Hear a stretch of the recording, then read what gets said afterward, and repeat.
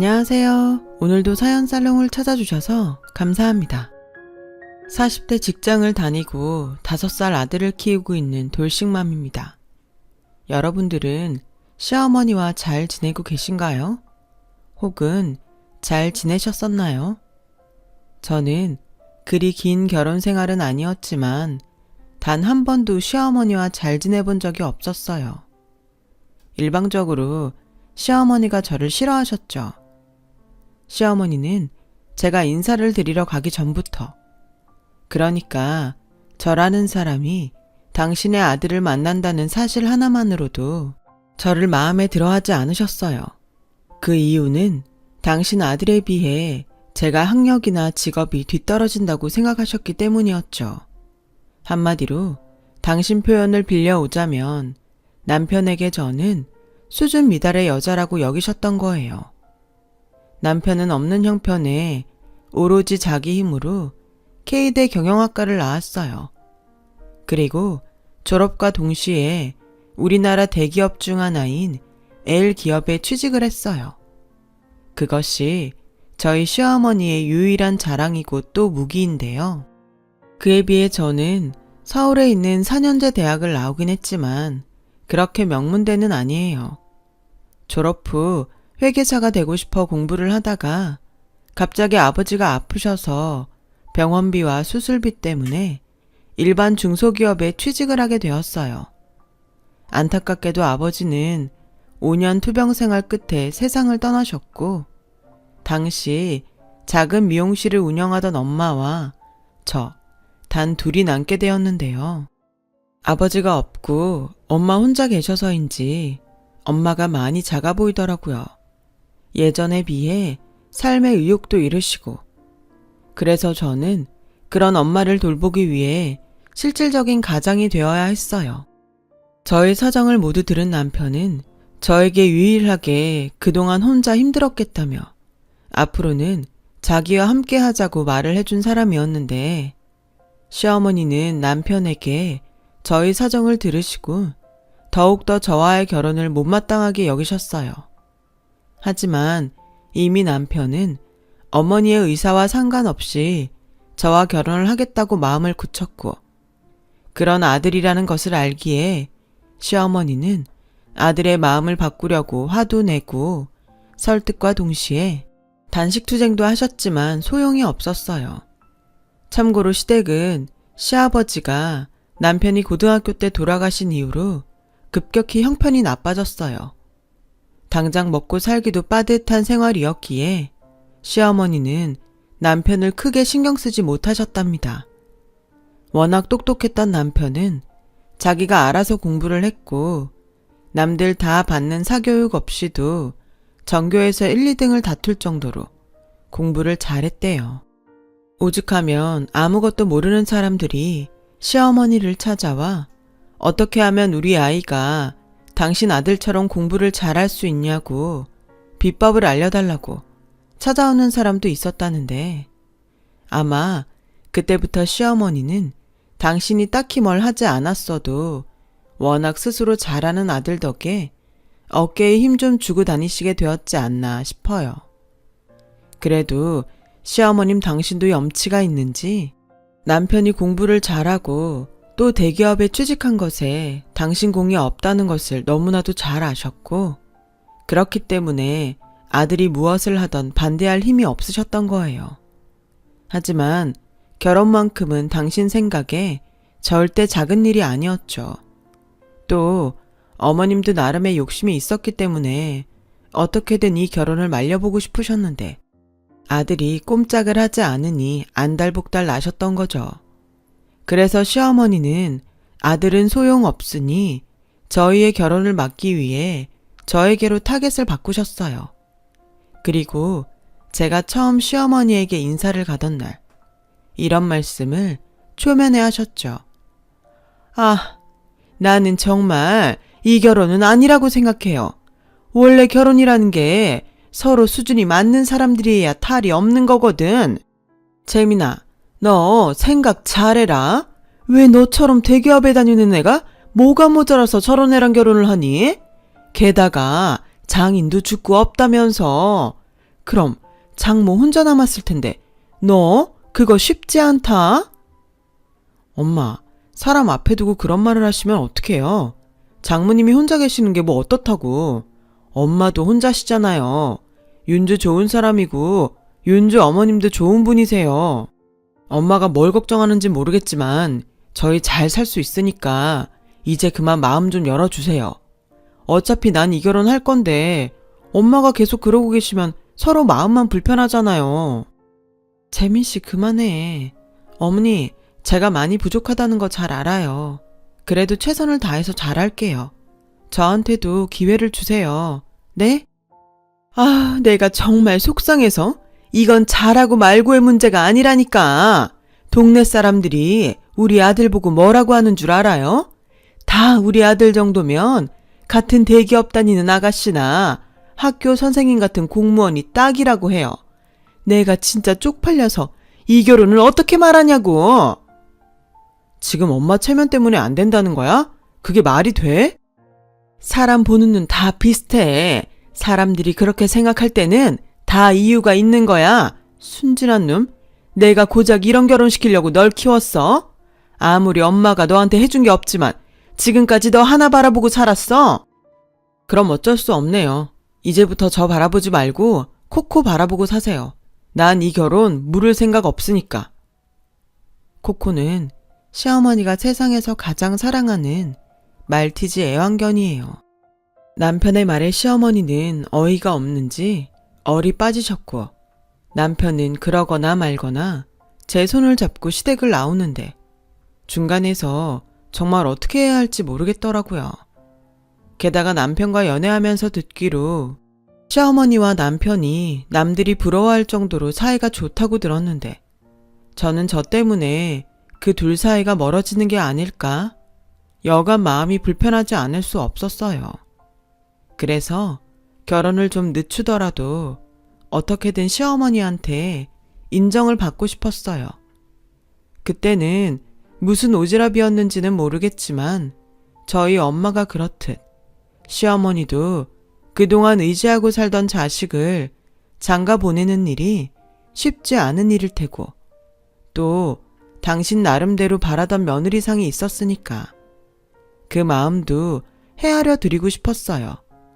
왜 그때는 그렇게도 시어머니와 잘 지내고 싶었는지 모르겠어요. 아무튼 그때 제 마음은 그랬어요. 언젠가는 시어머니가 저의 마음을 받아줄 거라고 믿으면서요. 그 믿음은 남편을 향한 제 마음이 컸었기 때문인 것 같아요. 콩깍지라고 하잖아요. 그때는 그 콩깍지가 단단히 씌었기 때문에 시어머니의 그런 반대도 그리 크게 신경 쓰지 않았어요. 오히려 남편의 마음이 워낙에 확고하니 시어머니가 측은하게 보였었죠. 저와 남편은 어떤 드라마처럼 만났어요. 첫 만남은 그랬어요. 저희 둘은 저도 혼자, 남편도 혼자 같은 영화를 보기 위해 한 상영관 안에서 처음 만나게 되었어요. 평소 영화 보는 것을 너무 좋아했던 저는 늦은 시간표를 겨우 구해서 혼자지만 드디어 영화를 본다는 생각에 잔뜩 신이 나서 상영관을 찾았었는데요. 하필 제 자리가 남편 옆이었던 것이 그 시작이었어요. 남편은 혼자 앉아 있으면서도 이상하게 큰 사이즈 팝콘을 가슴에 안고 먹고 있었는데요. 결과적으로 그 팝콘이 저와 남편을 연결해 주었어요. 처음엔 팝콘을 좋아하는 사람인가 보다 하고 대수롭지 않게 생각했었는데 곧 영화가 시작되고 이제 막 집중을 하려는 저에게 성가신 일이 생기고 말았어요. 뒤에 앉은 사람이 자꾸만 제 좌석에 발길질을 하는 일이었죠. 이게 참 별거 아닌 것 같지만 은근 신경 쓰이고 짜증나는 일이거든요. 저는 몇 번 참다가 고개를 획 돌려 뒷사람을 쳐다봤어요. 굉장히 불쾌하다는 얼굴로요. 그러자 뒷좌석에는 어떤 커플로 보이는 남녀가 앉아 있었는데 제 시선에 딴청을 부리더니 이제 안 하겠지 하고 생각한 제가 우스웠는지 또 발길질을 하더라고요. 그 후 저는 몇 번이고 고개를 획획 돌리느라 영화를 제대로 보지 못했어요. 제 바로 뒤는 커플 중 남자가 앉아 있었는데 아무래도 그 남자가 범인인 것 같았죠. 게다가 뒤에서 발길질을 하며 낄낄거리고 여자와 수군거리는 것이 이 남자는 그걸 즐기고 있는 것 같았어요. 평소 굉장히 보고 싶었던 영화였던지라 짜증은 몇 배로 밀려왔고 그렇게 영화 상영 시간이 30분을 넘길 즈음 도저히 참을 수가 없어 따끔하게 뭐라고 해야겠다고 생각한 찰나에 옆에 앉아있던 남편이 자기가 먹던 팝콘을 저한테 안겨주며 이렇게 말했어요. 자기야, 팝콘 맛있는데 왜 안 먹어? 혹시 어디 불편해? 불편한 거 있으면 나한테 말해. 내가 당장 해결할게. 남편의 그 말은 생각보다 꽤 컸었는데 나중에 알고 보니 저 들으라고 한 말이 아니라 뒷자리에 그 남자한테 들으라고 한 소리였더라고요. 그 후 저는 보고 싶었던 영화를 집중하고 끝까지 볼 수 있었어요. 평소 좋아하지 않았던 팝콘이었지만 그날따라 아주 맛있게 먹으면서요. 영화가 끝나고 저는 남편에게 팝콘을 돌려주며 고맙다고 인사를 했어요. 그런데 제가 생각보다 팝콘을 너무 많이 먹은 거예요. 그래서 좀 민망해서 음료수라도 사겠다고 하니 남편이 그럼 밖에서 커피를 사달라고 하더군요. 저희의 인연은 그렇게 시작이 되었어요. 이야기를 나누다 보니까 남편은 성격도 취미도 그리고 무엇보다 홀어머니와 살면서 실질적인 가장 노릇을 해야 하는 상황이 비슷했어요. 그래서 서로 무엇이 가장 힘들게 하는지 너무나도 잘 알았죠. 그래서 저희는 그 후로 계속 연락하며 만났고 어느덧 서로가 유일한 안식처처럼 마음을 풀어놓고 서로 의지하며 마음을 다독여주는 연인이 되었어요. 그리고 자연스럽게 앞으로는 다른 것이 아니라 우리의 행복을 위해 살아보고 싶다는 생각을 하게 됐었습니다. 그것이 저희의 결혼으로 이어졌어요. 그런데요, 참 이상한 일이 저는 남편의 마음을 보고 결혼을 결심했는데 제 친구와 직장 동료들은 남편의 조건이 워낙에 좋으니까 마치 제가 일부러 조건 좋은 남자를 노렸다는 듯 종종 말했고 저는 그런 말을 들을 때마다 제 순수한 마음이 오해받는 것 같아 속상했어요. 그래서 언젠가 여유가 되면 꼭 남편과 어울리는 사람이 되기 위해 다시 공부를 하겠다고 다짐했는데 그게 말이 쉽지 결혼이라는 현실 속에 들어가니 시간도 여유도 제 마음처럼 되지 않았어요. 하지만 제 옆에 남편이 있다는 것 하나만으로도 모든 것이 괜찮았어요. 무엇보다 세상에서 저를 가장 아끼고 사랑해주니 그때는 이런 사람 절대 없다고 생각했어요.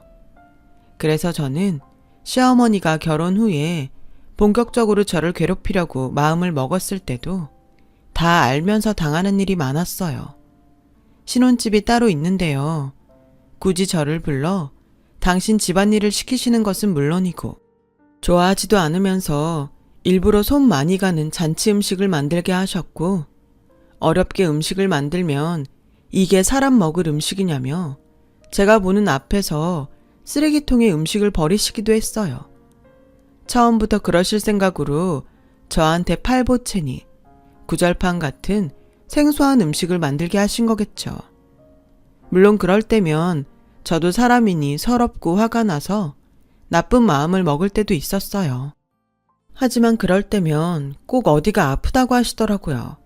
그럼 또 제가 마음이 약해져서는 그게 며느리인 저에게 의지하는 것인 줄 알고 또 시어머니의 수에 넘어가고 말았었어요. 그럴 때마다 남편에게는 달리 시어머니에 대한 불만을 이야기하지 않았어요. 당연히 어느 정도는 알고 있는 줄 알았거든요. 그것이 문제였나 봐요. 남편은 제가 시어머니 때문에 스트레스 받고 힘들다는 사실을 전혀 모르고 있더라고요. 오히려 저희보다 조금 일찍 결혼한 동료의 와이프가 시어머니와 갈등이 있다며 잘 알지도 못하는 동료의 와이프에 대해 저에게 이야기를 하는데 전 그날 처음으로 남편에게 조금 실망했죠. 결혼 전이면 몰라도 결혼했으면 그래도 할 도리는 해야지. 며느리가 시어머니랑 똑같은 각을 세우면 되겠어? 난 정말 자기랑 결혼 잘한 것 같아. 자기는 어떻게든 우리 엄마랑 친해지려고 노력하잖아. 그래도 그 동료 와이프 힘들겠다. 자기가 자기를 힘들게 하는 거지. 들어보면 이런 말 미안하지만 한심해. 남자는 결혼하면 어쩔 수 없는 뭐 그런 유전자가 있는 걸까요? 아니면 제가 너무 시어머니의 못된 행동들을 모두 받아줘 버릇해서 그런 걸까요? 아무튼 남편에게 그런 말을 듣는데 이상하게 제 기분이 상했어요. 그렇게 결혼 3개월 후 아무리 좋게 생각하려 해도 이건 좀 너무하다 싶은 일이 저와 시어머니에게 일어났습니다. 그 사건의 중심엔 시어머니의 사랑을 듬뿍 받는 애완견 코코가 있었어요. 어느 날 코코가 하도 저를 보고 짖어서 너 계속 그럼 혼난다 하고 무섭게 말을 한 적이 있었는데요. 시어머니가 그 모습을 보시고는 하는 말씀이 얘, 너 지금 뭘 착각한 모양인데 코코는 나한테 딸이다? 그럼 너한테 뭐겠니? 네가 뭔데 시누이를 혼을 낸다 만다 해? 난 사람이나 짐승이나 똑같다고 생각한다. 코코는 네 남편 여동생이기도 하니까 앞으로 아가씨라고 불러. 괜히 말 못하는 짐승이라고 너 함부로 했다가는 내가 가만 안 있는다. 너 명심해. 이게 말이 되나요? 저도 강아지 좋아해요. 하지만 개시누이라니. 게다가 개한테 아가씨라고 부르라니요. 그럼 제가 아이를 낳으면 제 아이에겐 저 개시누이는 개고모가 되는 건가요? 저는 하다하다 이젠 별 이상한 것 가지고 억지를 부린다고 생각했어요. 하지만 시어머니의 억지는 거기서 끝이 나지 않았죠. 예, 너 퇴근하면 네 시누이 데리고 산책 좀 다녀와라. 내가 오늘은 허리가 너무 아파서 도저히 걸을 수가 없어. 어머니, 오늘 저도 회사 일 때문에 야근을 해야 할 것 같아요. 어머님도 허리가 아프시다고 하니 오늘은 산책 거르는 게 좋지 않을까요? 어머, 얘가 지금 무슨 말을 하는 거야? 우리 코코한테 산책이 얼마나 중요한데 네가 무슨 대단스러운 일을 한다고? 잔말 말고 야근이고 뭐고 당장 와서 네 시누이 산책시켜. 산책이 아무리 중요해도 제 밥벌이만큼 중요하지 않은데. 그래서 저는 어쩔 수 없이 남편에게 그날 많은 SOS를 쳤어요. 당신 동생 산책 좀 시켜주라고요. 그동안 제가 별 말을 하지 않았기에 전후 사정을 몰랐던 남편은 제 말에 황당해했고 어이가 없지만 시어머니가 시켰다고 하니 알겠다더라고요. 오늘은 일찍 퇴근하겠다고요. 그리고 그날 저녁 거의 12시가 다 돼서 지친 몸을 이끌고 퇴근한 저에게 시어머니는 전화를 걸어서 큰 소리를 쳤어요. 아니, 너는 내가 너한테 시킨 일을 감히 내 아들한테 시켜? 너 그렇게 하는 일이 대단해? 그렇게 대단하면 대기업에 들어가지. 이름도 없는 그런 회사에 왜 다니니? 나 참 기가 막혀서 내가 이래서 수준 낮은 너랑은 결혼하지 않았음 했던 거야. 연봉도 우리 아들보다 적은 게 어디 나도 못 부리는 내 아들을 부려먹어? 어머니, 제가 제 남편을 부려먹은 게 아니라 어머님이 부려먹은 거예요. 애당초 계산책을 무리해서 시키지 않으셨음 이런 일도 없었죠. 저는 하도 어머님이 안 된다고 하시니까. 뭐야? 너 지금 내가 잘못했다는 거야? 그리고 내가 우리 코코는 내 딸이라고 했지? 어디서 걔야? 너 왜 우리 코코한테 아가씨라고 안 해? 넌 족보도 모르냐? 참 기가 막혔어요. 아니 어느 집에 애완견을 족보에 넣죠? 아무리 애견 사랑이 넘친다고 해도 저한테 아가씨라고 부르라고 강요를 하시다니 이건 아니잖아요. 그래서 저는 개는 개로 예뻐해줘도 사람처럼 대우는 못하겠다고 했어요. 그러자 시어머니는 더욱 길길이 뛰셨고 제가 그렇게 옷도 못 갈아입고 전화로 시어머니와 실랑이를 벌이자 저의 통화 소리에 잠이 깬 남편이 거실로 나오더니 굉장히 짜증난 얼굴로 전화를 끊으라고 하지 뭐예요. 이 전화 당신 어머니셔. 그냥 죄송하다고 하면 될걸 뭘 그렇게 길게 통화를 해? 뭐라고? 이유가 어쨌건 우리 엄마가 어른이잖아. 그리고 오늘 당신은 어른이 시킨 일을 못했고 그럼 그냥 죄송하다고 다음부터 안 그러겠다고 하면 되잖아. 열릴 일도 아닌 것을 가지고 지금이 몇 시냐? 나 내일 중요한 회의 있어. 조용히 자자. 분명 시어머니 때문에 기분이 나빴는데 그날 남편의 그 말을 듣고 저는 모든 것이 다르게 느껴졌어요. 시어머니와는 무슨 일이 있어도 나름 넘길 수 있었는데 남편의 그 말들은 제 마음을 너무 아프게 하더라고요. 그래서 그날 이후 저는 남편과 조금 서먹해졌고 하도 속이 답답해서 평소 친하게 지내는 동료에게 이런 제 마음을 이야기했어요. 그러자 원래 남자들 결혼하면 다 그래. 결혼 전에는 간이고 쓸개고 다 빼줄 것 같잖아. 근데 결혼하고 시간 좀 지나면 완전히 지 잘난 맛에 산다니까. 그럴 땐 자기가 그 잘난 남편보다 잘 나가서 그 길을 좀 꺾어줘야 하는데 대기업 다닌다고 했지? 쉽지는 않겠다. 앞으로 자기도 무시할걸? 에이 설마 우리 남편 그럴 사람은 아니야. 저는 아니라고 말을 하면서도 어제 자기 중요한 회의가 있다고 조용히 잘하는 그 말이 자꾸만 떠올랐어요. 그리고 동료의 말이 현실로 될 것 같은 예감에 슬슬 저도 불안해지더라고요. 그래서 저는 아이를 갖기 전에 제 스스로 저의 가치를 높이기 위한 노력을 해야겠다고 다짐했어요. 남편을 사랑하지만 남편의 무시를 받으면서까지 남편을 사랑할 자신은 없었거든요. 그리고 그냥 이런 저의 불안이 그냥 제가 불안해서 하는 걱정으로만 끝이 나길 바라는 마음이 컸어요.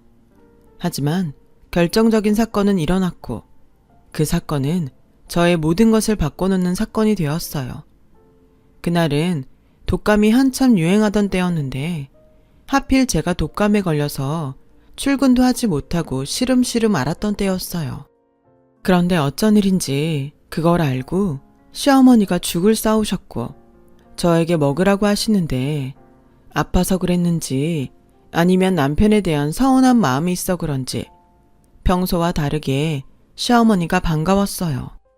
의외의 행동에 살짝 감동도 했고요. 엄니, 너 입맛 없을 것 같아서 내가 죽을 좀 싸왔다. 재민이는 옮으면 안 되니까 당분간 우리 집에 있으라고 했어.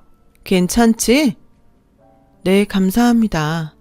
그래, 얼른 먹고 약 먹어라. 내가 앞으로 죽은 매일 가져오마. 안 그러셔도 되는데. 너 빨리 나으라고 그러는 거야. 나 이만 간다. 나까지 옮으면 어쩌니? 쉬어라. 사람이 아플 때 마음이 가장 약하다고. 평소 저를 미워하셨지만 이렇게 제가 아프니 죽까지 싸운 시어머니의 마음에 그동안 쌓였던 마음이 눈 녹듯 녹아내렸고 오히려 감사한 마음이 들어 눈물까지 핑 돌았어요. 그렇게 꼬박 일주일을 독감으로 앓았어요. 시어머니는 그때까지도 저에게 약 먹으려면 입맛 없어도 뭐라도 먹어야 한다 라고 죽을 가지고 오셨는데요. 제가 독감이 다 낫고 난 다음에 그 마음이 너무 감사해 저는 시어머니께 맛있는 점심이라도 사드리며 감사 표시를 하고 싶더라고요. 그래서 회사에 반차까지 내고 시댁으로 찾아갔는데 어디를 가셨는지 시어머니는 집에 없고 애완견 코코만 집에서 지 밥그릇에 밥을 먹고 있더라고요. 아무 생각 없이 코코가 밥을 잘 먹나 싶어 다가갔고 사료가 아닌 죽 같은 것을 먹고 있어 좀 이상하다고 생각했는데 주방에서 충격적인 것을 보고 말았어요. 그것은 강아지용으로 나온 죽이었죠. 저는 설마 아니겠지 하는 생각으로 시어머니가 개한테 덜어주고 남은 플라스틱 그릇에 묻은 죽을 손가락으로 찍어 먹어봤어요. 죽이라 일부러 삼삼하게 만들었나 싶었던 그 익숙한 맛에 저는 여태 참아왔던 분노가 한꺼번에 터져 나오는 듯 했어요. 거실에서는 아직도 정신없이 죽을 먹는 코코가 보이고 저 죽을 내가 일주일 동안 그것도 감사한 마음으로 먹었다는 생각을 하니 정말 눈이 횟가닥 돌 것 같았어요. 그때 시어머니가 누군가 함께 집으로 들어오는 소리가 들리더군요. 당장 이게 무슨 짓이냐고 따지고 싶었지만 일단은 시어머니가 잡아 떼실 것 같아 신발을 들고 작은 방에 몸을 숨겼어요. 그리고 곧 시어머니는 뭐가 그리 신이 났는지 제가 있다는 것도 모른 채 함께 온 아주머니와 큰 소리로 이야기를 나누시더라고요. 마침 그때 코코가 죽을 다 먹었는지 죽 이야기를 하시더군요. 있잖아, 우리 며느리가 독감에 걸렸다는 말 내가 했나? 했지. 그래서 맨날 죽 가지고 왔다 갔다 했다며. 내가 그 소리 듣고 자기가 이제 며느리로 받아주기로 했구나 했다니까. 받아주기는 무슨, 내가 전에 우리 코코가 하도 밥을 안 먹길래 그 쇼핑몰인가에서 강아지용 죽을 샀거든? 근데 우리 코코가 그것도 안 먹는 거야. 내가 진짜 속상해서. 근데 때마침 걔가 독감에 걸렸다고 하고. 그래서 내 아들 걱정에 얼떨결에 걔 먹는 건 내가 알아서 할 테니 너는 집에 와서 지내라 했지. 근데 내가 걔가 뭐가 이쁘다고 먹는 걸 해다 바쳐? 그때 우리 코코 죽이 딱 보이더라고. 어머, 자기 너무했다. 아무리 그래도 사람한테 개죽을 먹이냐. 옛날처럼 먹다 남은 것도 아니고 요즘은 개들이 사람보다 더 좋은 거 많이 먹어. 오히려 조미료도 안 들어가고 더 건강하지. 그런데 걔가 어찌나 그 죽을 잘 먹던지 우리 집 코코죽 걔가 다 먹었잖아. 근데 우리 코코가 지껏 누가 먹는 걸 아는지 오늘부터는 그 죽을 곧잘 먹더라고. 내가 정말 신기해서 내가 그래서 아까 이 죽을 또 주문했다는 거 아니야? 저는 그때다 싶어 방문을 벌컥 열고 나갔어요. 그러자 마치 귀신이라도 본 듯 같이 계시던 아주머니는 주랭랑을 치시고 시어머니는 얼굴이 붉어져서 딴청을 부리시는데 저는 화가 나서 씩씩거리며 그만 이성의 줄을 놓고 말았습니다. 어머니, 그동안 저한테 주신 죽이 코코 먹는 개죽이었어요? 사람이나 개나 다 똑같이 먹는 거야. 오히려 더 건강하지? 그래요? 그럼 오늘부터 어머님도 드세요. 제가 가까운 애견센터에 가서 한 보따리 사올게요. 어머, 얘 눈 돌아간 것 좀 봐. 너 무슨 광견병 걸린 개 같다, 얘. 그래요? 그럼 광견병에 걸린 사람이 물면 어떻게 되는지 한번 보실래요? 와, 그 생각만 하면 열받아서 아직도 머리가 띵해요. 여튼 그 길로 정말로 어머니가 말씀하신 것처럼 저는 광견병에 걸린 개처럼 어머니의 팔을 3개 피가 날 정도로 물었어요. 시어머니는 살려달라고 소리소리를 질렀고 너 미친 개 같아. 그래, 미친 개한테 물어 뜯기지 않은 걸 다행으로 여겨. 비명소리와 오가는 고성에 옆집에 사시던 할머니께서 놀라 112에 신고를 하신 거예요. 경찰서에 남편이 와서 일은 마무리하게 되었는데요.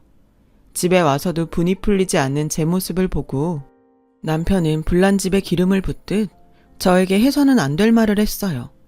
당신 미쳤어? 왜 사람이 개처럼 사람을 물어? 당신 어머니가 하도 나를 개처럼 보잖아. 그래서 홧김에 물었다. 당신 원래 그렇게 생각이 짧았어? 내가 사람을 잘못 봤네. 우리 엄마 팔 어쩔 거야. 세상 어느 며느리가 자기 열받았다고 시어머니를 무냐? 당장 가서 우리 엄마한테 빌어.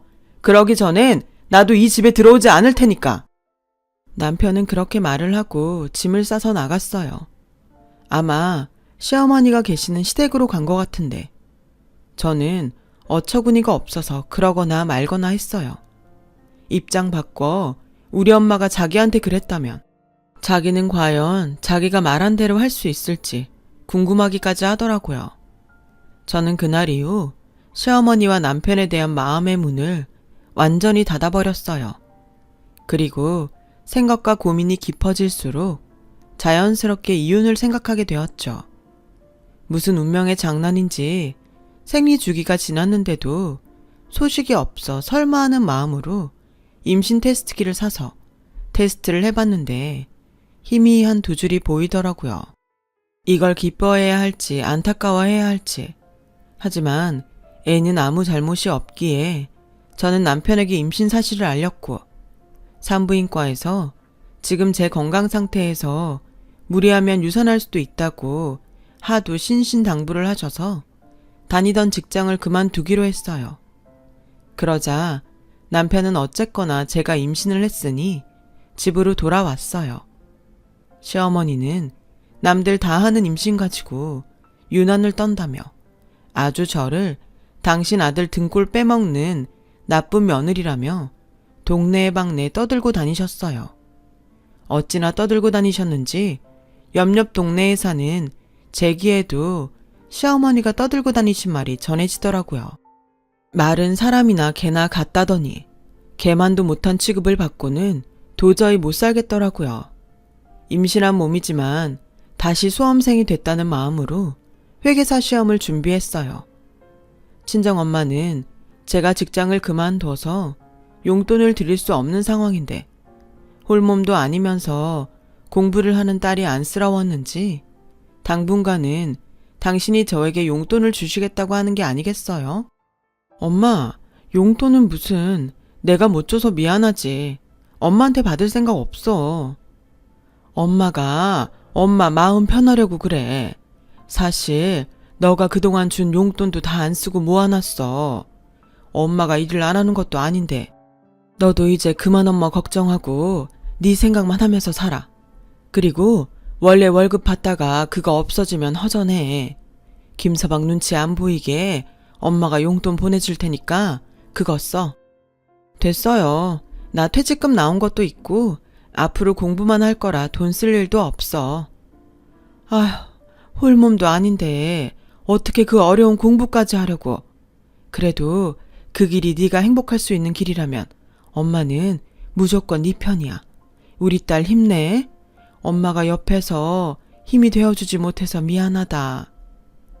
저는 그렇게 엄마의 응원으로 시어머니와 남편에 대한 복수심으로 공부에만 매달렸어요. 그리고 그 결과 저는 출산 후 얼마 되지 않아 공인회계사가 되었고 그 해에 회계법인 회사에 들어가게 되었어요. 첫 연봉은 제가 직장 다녔을 때와 얼추 비슷하긴 했지만 그래도 장래성을 봤을 때 복지든 연봉이든 대기업 못지 않았기에 저는 만족했어요. 설마 저게 되겠어? 하며 저를 깔보던 남편과 시어머니는 제가 회계사가 되자 기뻐하기보다는 어쩐지 저를 슬슬 피하더군요. 그리고 제가 친정 엄마에게 육아를 맡기고 회계사로 일한 지 1년이 넘어갈 즈음 시어머니의 생신날이 되었어요. 그리고 갑자기 태도가 180도 달라진 시어머니가 저에게 친절한 말투로 연락해서 자기 생일이니 밥을 먹자고 하시는데 올 것이 왔다는 생각이 들었죠. 이런 말 참 유치하다고 생각할 수도 있는데 저희 아들 100일도 돌도 시어머니는 참석하지 않으셨어요. 제가 돌을 앞두고 돌잔치 어떻게 하냐고 물으니 잘나신 네가 알아서 해라. 뭘 나한테 물어보니?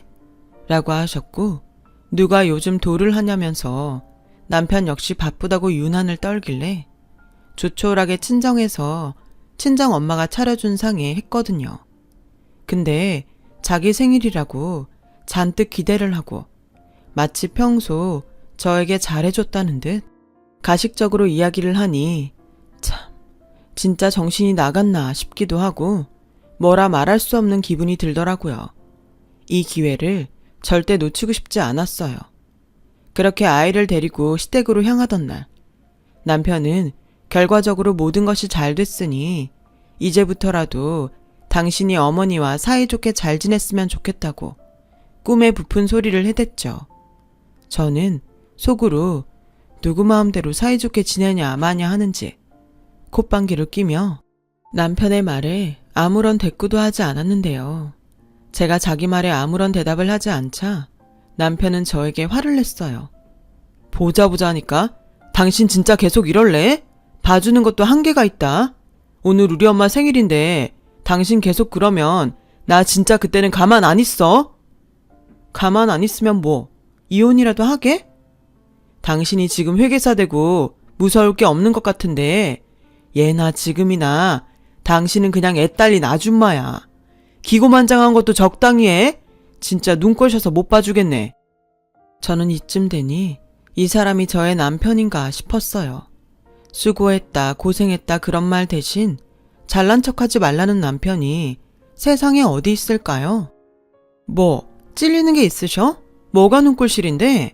내가 뭐 어떻게 잘난 척을 했는지 설명을 좀 해보셔. 내가 뭘 했냐고. 우리 대화나 제대로 하고 살았나? 잘난 척할 기회라도 주셨어? 그쪽 자격지심 때문에 나 나쁜 사람 만들지 말어. 진짜 쪼잔해 보여 너. 저희 부부는 그렇게 싸움을 하며 시댁에 도착했어요. 그리고 저는 시어머니에게 생신 선물이라며 강아지용 우유와 음식을 한 보따리 안겨드렸죠. 너 이게 다 뭐냐? 내 선물은 하나도 없고 죄다 개 음식만 사왔어? 아니요, 이거 어머님 선물인데요. 어머님이 전에 말씀하셨잖아요. 개나 사람이나 다 똑같다고. 그리고 어머님이 우리 개 아가씨를 그렇게 아끼시니까 같이 드시면 좋을 것 같아서 제가 한번 좋은 걸로 골라봤어요. 뭐야? 야, 너 지금 어른한테 장난질이냐? 장난이요? 제가 하면 장난이고 어머님이 하시면 장난이 아닌가요?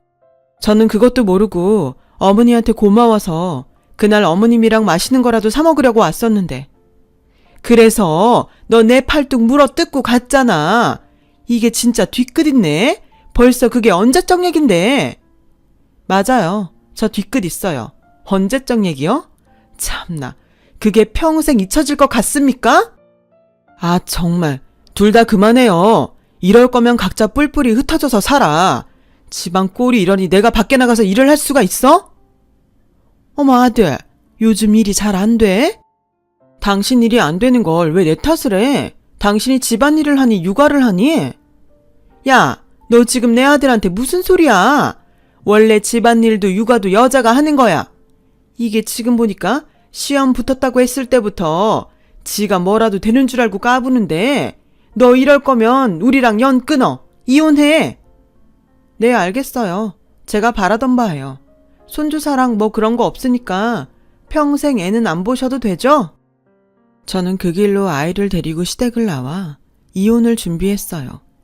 제가 지나친 부분이 있을 수도 있어요. 결과적으로 시어머니 때문에 독을 품고 회계사가 된 건 어쩌면 감사한 일일 수도 있고요. 하지만 한 번 배신을 3개 당하니 그 마음이 제 의지로 풀리지 않는 건 어쩔 수 없더라고요. 시어머니만 보면 제가 먹은 개죽이 떠오르고 남편은 남편대로 저에게 막말을 하니 이대로는 정상적인 결혼 생활은 불가능했어요. 그렇게 저희 부부는 이혼을 했어요.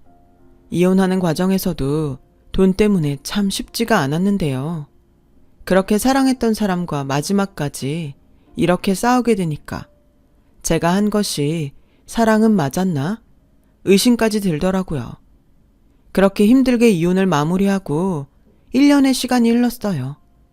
이젠 제법 이혼의 상처도 있고 쉽지만은 않지만 친정엄마와 그럭저럭 아이 크는 모습에 재미를 느끼고 살던 어느 날 시어머니가 저를 회사로 찾아오셨어요. 잘 지내니? 내가 그때는 정말 미안했다. 근데 나는 한사코 나쁜 마음은 없었어. 그러니까 그만 마음 풀고 다시 우리 재민이랑 잘해볼 생각 없니? 내가 우리 손주도 보고 싶고 너한테도 잘하고 싶어서 그래. 우리 재민이도 은근 그걸 바라고 있어.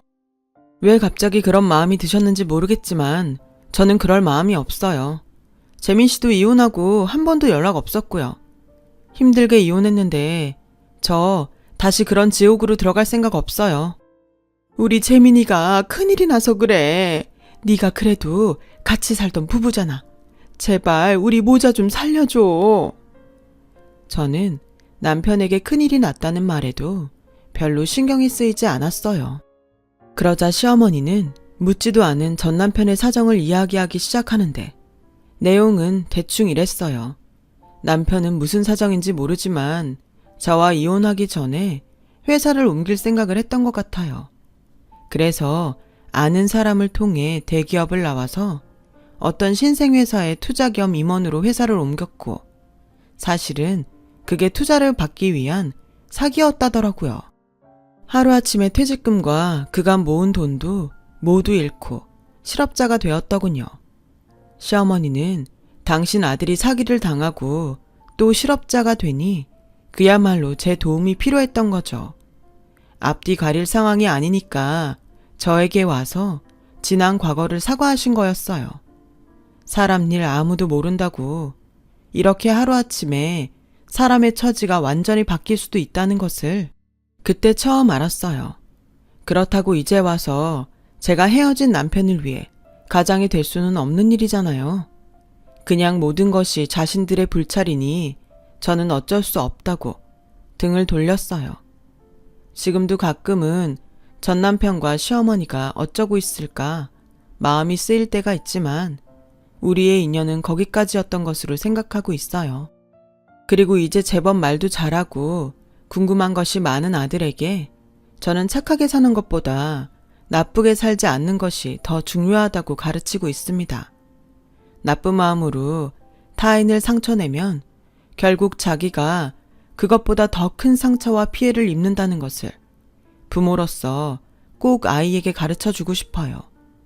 시어머니도 전 남편도 어떻게 사는지 알지 못하지만 제가 해줄 수 있는 건 그들이 과거의 잘못을 되풀이하지 않길 바라는 것 같습니다. 지금까지 저의 긴 이야기 들어주셔서 감사합니다. 여러분의 오늘도 내일도 행복하세요. 여러분, 사연 댓글에 응원과 현명한 조언 부탁드려요. 좋아요와 구독은 저에게 큰 힘이 됩니다. 오늘도 좋은 일 가득하세요.